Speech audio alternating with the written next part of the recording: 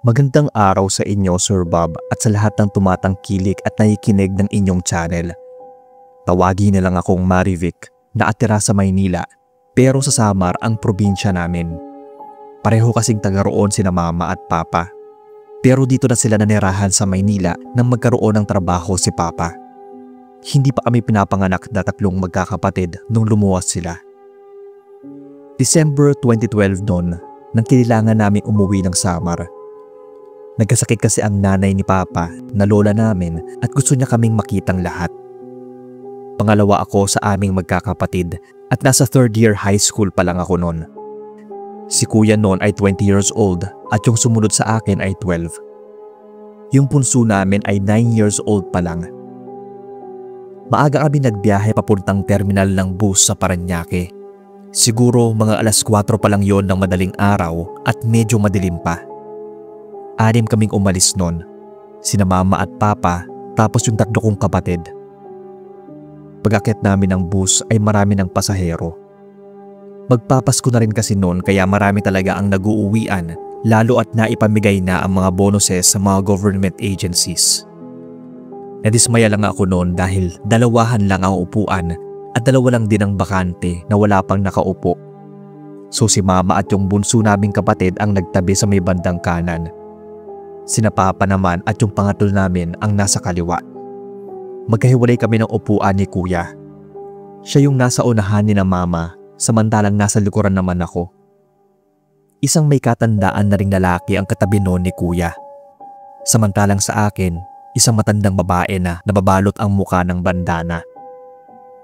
Pag upo ko pa lang sa tabi niya, Sir Bob, ay may naamoy na akong kakaiba. Yun bang hindi siya normal na amoy ng matanda?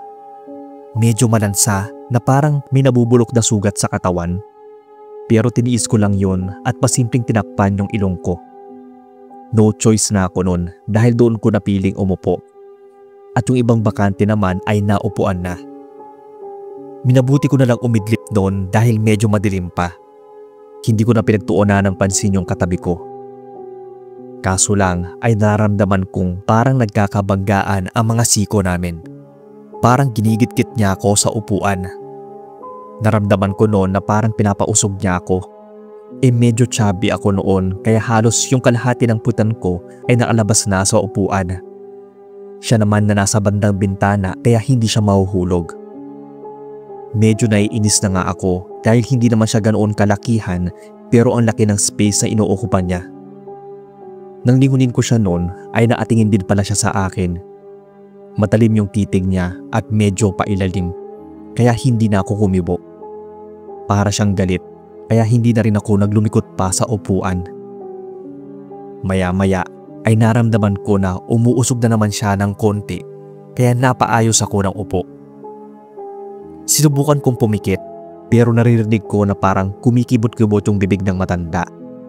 Hindi ko alam kung nagdarasal ba siya o nag-oorasyon. Tiningnan ko siya sa gilid ng mga mata ko. Naatingin lang siya ng diretso sa harapan. Pero maya-maya ay nakita ko siyang napalingon sa akin kaya mabilis akong pumikit.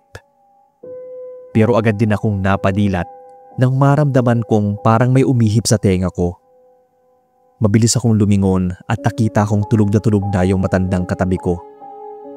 Iginala ko pa yung tingin noon at halos tulog na rin yung mga katapat naming upuan. Tumagalid ako patalikod sa matanda. Mayat-maya ko kasi nasisinghot noon yung amoy niya. Medyo nasusuka na nga ako kakalanghap noon. Nang huminto ang bus sa isang kainan ay naki-CR na rin ako. Pagbalik ko sa upuan ay wala na yung matanda sa tabi ko pero naiwan ang daladala niyang bag. Iniusog ko yon dahil nakapatong yun sa upuan at mauupuan ko yon. Pero nagtaka ako dahil sobrang gaan nun na para bang walang laman. Hinayaan ko na lang. Maya-maya, nakita ko yung matanda na pabalik na. Nang magtama ang paningin namin, pinanlisikan niya ako ng mga mata. Agad akong umiwas ng tingin dahil para na niya akong sasakmalin nun. Umusog ako para makadaan siya. Nang makaupo na siya, ay narinig kong mahina siya nagsabi na pakiilemera daw ako. Umiwas na lang ako at tumagilid. Para na nga akong iiyak nun sa di malamang dahilan. May something kasi talaga sa kanya na para ba siya naglalabas ng bad energy. Nakakapanghina. Yung mangingilag ka talaga sa kanya. Hindi ko na lang pinansin ang pinaggagawa niya kahit na narinig ko ulit yung parang may inuusol siyang kung ano. Hindi ko alam pero nagiinit ang pakiramdam ko at para akong masusuka. Panay na rin ang tikhim ko noon para mawala yung ganong pakiramdam. Nang huminto ulit yung bus ay tumayo na yung matanda. Hindi siya nagsalita at nagsabing dadaan siya. Nakaidlip ako noon at nagulat na lang nang bigla niyang sagiin ang paa ko. Nilingon pa niya ako at tiningnan ng masama. Pagbaba niya ay umusog na ako malapit dun sa bintana. Tinawag ko yung kuya ko para tabihan ako. Napatingin ako sa labas ng bintana at nakita ko pang naatayo noon sa gilid ng daan yung matanda. Naatingin siya ng masama sa akin. Bigla kong hinawi pasara yung kurtina ng bintana. Natulog lang ako doon tapos nagising, kumain kami at nagkwentuhan saglit ni kuya. Tapos kanya-kanya na ulit kaming ginagawa. Nagbabasa siya ng comics noon, samantalang pocketbook naman sa akin. Nang patayin ng konduktor ang ilaw para maatulog ang mga pasahero, ay napasandal ako sa bintana. Hinawi ko yung kurtina at naatingin lang sa labas ng nadadaanan namin. Laking gulat ko nang matamaan ng headlight ng bus ang nasa gilid ng daan. Kinilabutan ako nang makita ko yung matanda na nakatayo doon at parang naatingin pa sa akin. Napasinghap ako at narinig yun ni kuya. Napaano raw ako. Sinabi ko sa kanyang wala. Hindi ko agad kinuwento dahil baka namali lang ako ng tingin. Pero sa muli kong pagsilip sa bintana, nakita ko na namang naroon yung matanda sa gilid ng daan.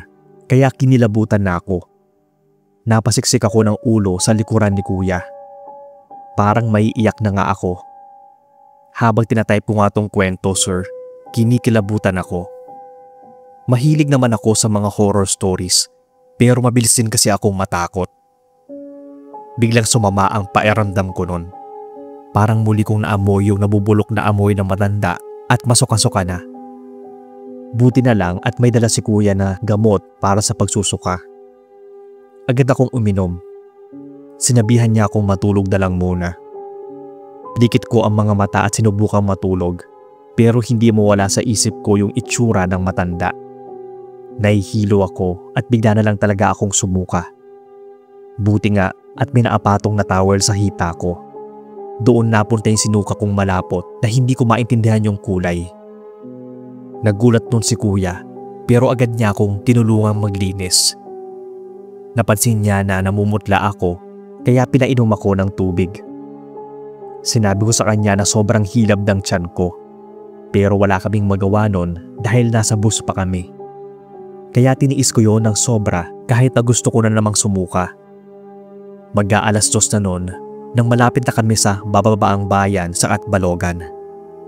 Hindi ko na talaga natiis kaya pagkababa namin ay nagsusuka na ako. Umiiyak akong napayakap kay mama noon. Sinabi ko sa kanya na humihilab yung sikmura ko, sabay suka na naman. Pero malapot na laway o tubig lang naman yung lumalabas. May sumundo sa aming sasakyan galing sa city ng Catbalogan kung saan kami bumaba.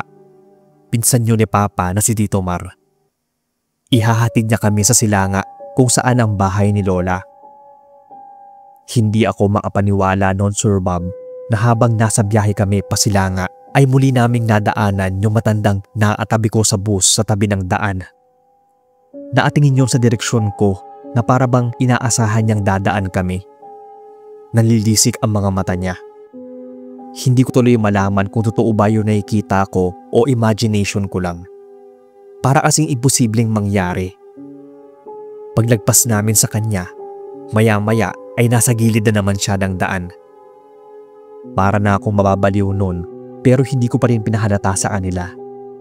Pinilit kong huwag pansinin dahil nakakahiya sa ibang kasama naming sumunto. Napasubsob na lang ako ng muka sa balikat ni Mama at napahikbi ng mahina. Magkahalong sakit ng tiyan, pagkatakot at pagkabalisa. naramdaman ko na namang mas humilab yung sikmura ko. Napaiyak na talaga ako nun. Pinapatahan naman ako ni mama pero hindi ko na alam ang gagawin ko. Lalabas na talaga. Mabuti na lang at malapit na kami. Pagkahinto ng sasakyan ay mabilis akong lumabas para sumuka. Sabay na hilo at nandilim na yung paningin ko. Nawalan daw ako ng malay nun at nagising ako sa isang silid. Andoon yung ate ni Papa na si Tia Azon. Marunong siyang manggamot at maalam din sa mga bati-bati. Ang sabi niya ay nahipan daw ako at nausog. Malapit na raw akong mayanggaw at buti na lang at panay suka ako. Matindi raw ang pagkakausog sa akin. Talagang balak akong pasakitan ng kung sino man ang gumawa nun. Hindi pa raw siya mapakali kaya tinawas pa niya ako. Ang sabi nga niya ay may sumusunod sa akin. Mamayang gabi daw ay tiyak na aalamin nito kung nahawaan niya ako. Kaya naghanda sila Papa noon, lalo na at may sakit din si Lola. Nagsiga na agad sila ng goma sa labas at nagbudbud ng asin sa mga bintana at pintuan. Pero wala namang dumating. Siguro ay naramdaman daw nito na inaabangan din siya ni na Papa. Para masigurado pa nun na hindi ako nahawaan, ay may halamang tsaang pinainom sa akin si Tia. Sobrang pait nun na naisuka ko na yata pati bituka ko. Pero pagkatapos naman nun ay umayos na yung pakiramdam ko. Grabe din talaga yung pinagdaanan ko sa biyahe papuntang Samar. Pinagpahinga lang muna ako saglit pero kinabukasan nun ay okay na talaga ako. Si Lola naman, gusto ko kaming makita dahil akala niya ay mamamatay na siya. Siguro yung presensya naming lahat ang nagpagaling sa kanya. Umayos din kasing pakiramdam niya makalipas ang ilang araw. Matapos ng ilang araw naming pag-i-stay sa probinsya ay pauwi na kami nun. Pero hindi na kami nag-bus pabalik ng Maynila. Nag-rent na lang noon si Papa ng minivan kahit may kamahalan pa para lang masigurado na safe kaming lahat. Hanggang dito na lang po ang kwento ko, Sir Bob. Pasensya na kung napahaba.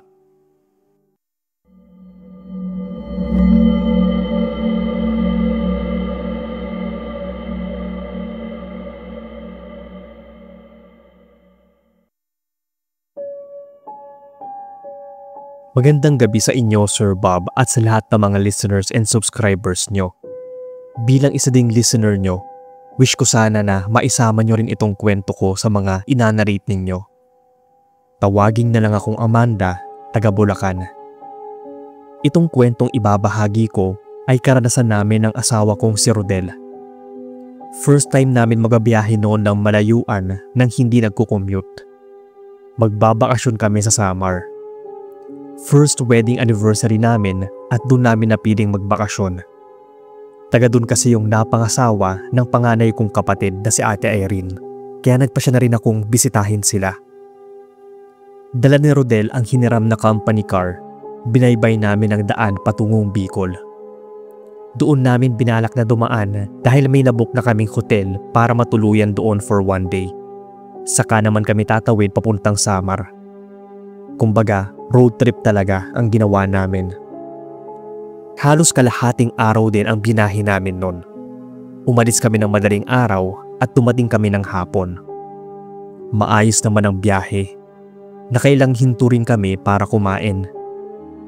Imbis na magstay kami ng isang araw sa Bicol, ay pinasya namin magpalipas na lang ng gabi doon at magbiyahe na patungo Samar. Madaling araw pa lang ay muli na kami bumiyahe papuntang sakayan ng ferry. Umaasa lang talaga kami noon sa Waze at Google Maps dahil first time nga namin bumiyahe ng ganon. Sa awa naman ng Diyos ay hindi kami naligaw. Nagtanong-tanong din kasi kami para sigurado. Kaso ang problema noon ay wala pang barko nang dumating kami. Ayaw na naming gabihin sa daan papunta sa narentahan naming vacation house. Pero wala kaming nagawa dahil delay talaga ang pagtawid namin noon. Yung 10 oras dapat na biyahe namin ay inabot ng 15. Medyo madilim na nang magsimula kaming magbiyahe papunta sa tutuluyan namin at doon na namin naranasan ang kababalaghang yon. lalo na at pinalas din kami sa biyahe papuntang Samar. Maliban sa naligaw kami nung nasa probinsya na, ay naputukan pa kami ng gulong. Kaya naghanap muna kami ng vulcanizing shop. Nang mapaayos ang gulong, ay bumalik pa kami doon sa nilikuan namin dahil sa kabilang daan daw ang papunta sa tutuluyan namin. Habang nagmamaneho si Rodel, bigla na lang siyang napapreno. Napatingin ako sa may unahan ng daanan. May batang nakabaluktot sa gitna ng daan. Siguro nasa 7 o 8 taong gulang yon. Binusinahan ito ni Rodel para umalis, pero hindi man lang ito gumalaw. Kaya sinaway na ito at sinabing tumabi. Dahan-dahan lang itong lumingon sa amin. Putlang-putla ang mukha nun at sabay na lang kaming napahiyaw ni Rodel nang makitang wala itong mga mata. Mabilis pang pinagdiinan ni Rodel ang pagbusina. Wala pa namang kabahayan sa parating yon ng daan. Pinaatras na ng asawa ko yung sasakyan at sa isang iglap ay biglang nawala yung bata. Kaya mabilisan niyang pinatakbo yung kotse. Akala namin ay wala na yung batang yon. Pero nagulat na lang ako nang matilihan si Rodel sabay sunod-sunod na napamura. Akala ko ay madidisgrasya na kami dahil sa matulin niyang pagpapatakbo at halos nagpagewang-gewang pa nga. Napansin ko noon na panay ang tingin niya sa salamin. Paulit-ulit ko siyang tinatanong kung anong nangyayari pero hindi niya ako sinasagot. Mahina na lang akong nagdasal noon. Alam kong may nakikita siya na hindi ko nakikita kaya minabuti kong kumalma para hindi siya mataranta. Nang lumaon ay naging mahinahon na ang patakbo niya. Nang may makita kaming kainan ay nagyaya muna siyang kumain. Bigla kasi siyang nanghina. Habang kumakain kami ay doon na niya naikwento yung nakita. Habang nagdadrive daw siya noon ay napatingin siya sa rearview mirror. Akala daw niya ay kung anong figura lang yung nasa likuran namin. Pero nang titigan niya, unti-unti daw nabuo. Figura daw yon ng batang nakita namin sa gitna ng daan. Sinundan daw kami nito at parenteng nakaupo sa backseat. Kaso lang, parang kinokontrol daw nito ang manibela at mukhang balak kaming madisgrasya.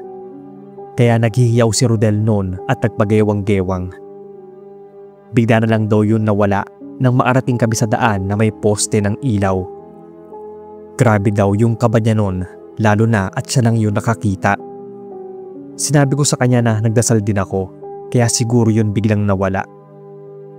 Hindi naman namin alam ang history ng daan na yun. Kung marami na bang nadisgrasya, pinamumugaran ng mga elemento o ano. Kung sadyang may nagpapakita ba talaga doon. Tinanong ko yung kapatid ko, pero hindi naman daw nila alam. Baka nagkataon lang.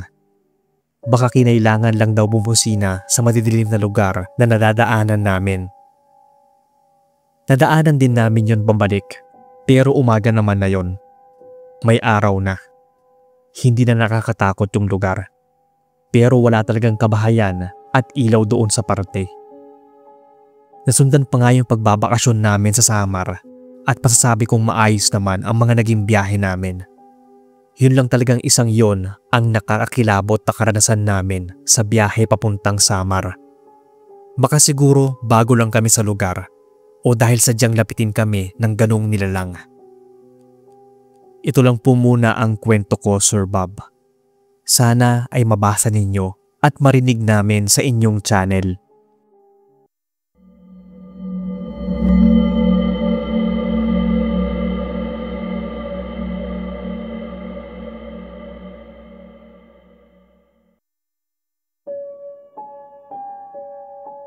Magandang araw sa inyo, Sir Bob, pati na sa lahat. Tawagin na lang akong Eboy, taga Leyte. Itong karanasan na pinadala ko ay nangyari nung magpunta kaming Samar ng asawa at anak ko. 6 na taong gulang pa lang noon si Joanne, pero maayos na siyang magsalita. May pupuntahan kaming burol ng kabag-anak at kasama na rin doon ang 1 linggong bakasyon. Nag-commute lang kami noon sakay ng bus. Ayaw pa sanang sumama ng asawa ko dahil may sinat noon si Joanne. Pero wala naman silang makakasama sa bahay. Ikakwento ko lang kung anong meron sa anak namin at ano ang naranasan niya simula nang mag 2 years old siya. Nagkaroon siya noon ng imaginary friend. Siguro dahil sa bahay na nilipatan namin. Mariit o haunted pa, sabi ng kapitbahay namin dahil matagal nang hindi natirahan yon. Madalas siyang nilalagnat dahil napaglalaroan daw ng kaluluwa. Nagtataka din kami sa pabago-bago ng mood niya. Yung iiyak siya tapos biglang tatawa na parang may nakikipaglaro sa kanya. Kaya pinagawan namin siya ng bracelet na may pangontra sa isang albularyo. Pero naiwala niya yon. Siguro ay nahubad at di na namin alam kung saan naipatong o nahulog. Noong nag 4 years old naman siya, ay napaglaruan naman siya ng duwende. Nagkaroon siya ng mga pantal sa buong katawan. Ang lalapad nun, pero ang findings ay allergies. Ginamot yung allergies niya, pero hindi naman nawala yung mga pantal. Nang ipagamot namin to, ay itim na duwende daw ang nakabati sa kanya. Ginamot siya sa pamamaraan ng pagpapatayo ng itlog para makausap ang duwende. May hiningi na alay ang duwende kapalit ng paggaling niya. Simula nun ay may kung ano-ano na siyang pinagtuturo. Ang sabi ng manggagamot na kakilala namin, tuluyan na daw nabuksan ang third eye ni Joanne. At kahit ipasara daw yon, ay kusa pa rin yun bubukas. Hindi na namin alam ang dahilan. Basta, kapag may nakikita siya nun, ay sinasabihan na lang namin siya na huwag pansinin o tingnan. Pero itong biyahe namin papuntang Samar, hindi ko nagawang baliwalain ang sinasabi ni Joanne sa nakikita niya, lalo na at may sinat siya nun. Kapag di pinagtuunan ng pansin ay baka lalong lumala. Habang nasa bus terminal pa lang kami nun, panisambit na niya na may babae. Sabay turo na parang ang lapit lang nun. Kinakawayan daw siya at tinatawag. Nang tingnan namin ang sinasabi niya ay wala naman kaming nakitang babae. Nakikita namin siya na kumakaway mag-isa kahit wala namang kumakaway sa kanya. Pinagtitinginan na nga siya ng ibang mga pasahero. Ngumigiti rin siya. Tinanong namin kung sino ba talaga yung kausap niya. Ang sinagot niya sa amin ay si Lola daw. Hinayaan na lang namin siya, pero sabi ng asawa ko parang tumaas daw yung lagnat niya. Pinainom naman namin siya ng gamot. Nakatulog siya hanggang sa maasakay na kami ng bus. Magkatabi kami ng asawa ko at kandong niya si Joanne. Gusto kasi nitong nagpapakandong kapag nasa biyahe kami. Biglang nagising yung anak namin at una niyang sinambit nun ay Lola. Kasama daw namin si Lola sa bus. Binabantayan daw kami nito. Unti-unti kaming kinilabutan ng asawa ko. Sinabihan ko si Joanne na hayaan na si Lola at huwag pansinin. Pero mabait naman daw ito at kinukulit siya. Sinabihan ko ang misis ko na hanapan na siya ng pulang damit dahil hindi na humuhupa ang lagnat niya nun. Ang labis pa na nagpabahala sa akin ay bigla na lang siyang nag-iiyak. Pinagkukurot daw siya sa pisngi ng matanda at nakakatakot na raw ang itsura nito. May sugat daw ito sa ulo at nagdurugo yun. Medyo nahihiya na nga ako nun dahil pinagtitinginan na kami ng ibang mga pasaherong malapit sa amin. Panaiyak at sumbong kasi si Joanne. Pero nung mapalitan siya ng pulang damit ay bigla siyang natahimik. Maya-maya naman ay nakatulog siya. Kahit papaano ay naging maayos din yung biyahe namin. May paminsan-minsan lang na magigising siya at biglang iiyak. Siguro ay nakikita pa rin niya yung tinatawag niyang Lola. Nakampante lang ako nang maarating na kami sa Buluan. Tumuloy muna kami sa isang kamag-anak bago pumunta sa Lamay. Gabi kami pumunta nun. Isang baryo lang naman ang pagitan. Balak na rin naming doon na matulog. First cousin ng nanay ko ang namatay. Ang alam namin ay nabagok ang ulo nito dahil nadulas sa banyo. Habang papunta kami sa bahay nun, ay may malaking tarpaulin ng larawan nito sa labas. Nagulat kami nang makita yun ni Joanne. Tinawag niya yung si Lola. Kami naman naguluhan. Panilingon niya sa picture na yon. Yun daw yung Lola na nakasunod sa amin. Hindi yun pinapansin ng asawa ko, pero ako kinikilabutan na. At nang makalapit na kami doon sa kabaong, doon na lang talaga nagtaasan ang mga balahibo ko nang sabihin ni Joanne na andoon daw sa likuran namin yung babae sa picture at sa kabaong. Napawalang hiya ng mahina noon yung asawa ko, sabay layo sa kabaong. Dinala niya si Joanne sa kusina kung saan andoon ang mga pinsan ko. Nagtanong siya noon kung ano daw ang pangontra sa kaluluwang sunod ng sunod. Nang tanungin siya ng mga pinsan ko kung sinong kaluluwa, natigilan sila nang sabihin ng asawa ko na nanay nila. Kaya ayon, mabilis silang nagkayayaang magdasal muna. Simula naman ang suotan ng pulang damit si Joanne ay unti-unti nang nawala yung lagnat niya. Nang ipinagdasal nila ng tahimik ang kaluluwa ng kanilang nanay at huwag nang magpakita sana kay Joanne dahil nagkakasakit ang bata, ay mukhang sumunod naman ito. Tinanong kasi namin si Joanne kung andoon pa si Lola. Nilibot niya ang tingin at sinabing wala na. Hindi naman kami maapaniwala noon na nagawa kaming sunduin ni Tia mula Leyte. Siguro ay gusto lang niya kaming maarating ng maayos. Ngayon ay teenager na si Joanne at hanggang daw sa ngayon ay nakakakita pa rin daw siya ng mga multo at elemento. Salamat Sir Bob kung inyong mabasa ang kwento namin. Sana lang ay ma-feature nyo to sa channel para mapainggan naming mag-anak.